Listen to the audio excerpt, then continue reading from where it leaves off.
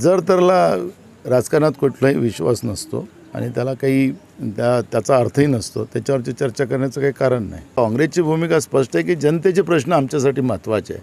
कोण राज्याचा मुख्यमंत्री बनला, कोण मंत्री बनला, त्यांनी काय उजेड पाडलं, याच्यावरची चर्चा आज नाही. आज मी तुम्हाला सांगितलं की या निवडणुकीच्या प्रक्रियेमध्ये 267 शेतकऱ्यांच्या आत्महत्या झाल्या, त्याच्यावरची चर्चा नाही. गरिबाच्या घरी खायला अन्न नाही तर त्याच्यावरची चर्चा नाही.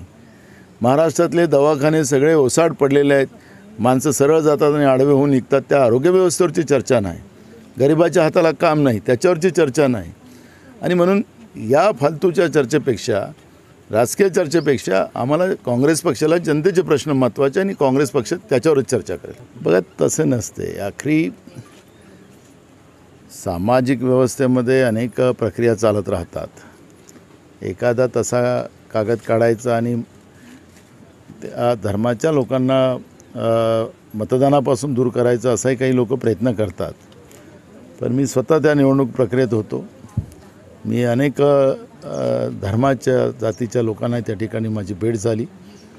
लोकांचा कौल सरळ आहे की जे नरेंद्र मोदीच्या तानाशा सरकारमुळे देशातलं संविधान आणि लोकशाही जी धोक्यात आलेली आहे, देश वाचवणं हे आपल्यासाठी सगळ्यांसाठी महत्त्वाचं आहे आणि त्यासाठी आपल्याला महाविकास आघाडीला मतदान करावं लागणार, या पद्धतीची भूमिका जनतेच्या मनात आहे. त्यामुळे असा एखादं कोणीतरी कागद आणायचा आणि त्या पद्धतीची अफवा पसरवायची असा प्रयत्न कोणीतरी केला असेल, पण तसं वास्तविक चित्र नाही. महाराष्ट्रामध्ये 5व्या फेजची निवडणूक आता उद्या त्याचं मतदान आहे. पण 4 फेजमध्ये ज्या निवडणुका झाल्यात त्यामध्ये महाविकास आघाडीच्याच बाजूनं लोकांचा कौल आपल्याला पाहायला मिळतो आहे.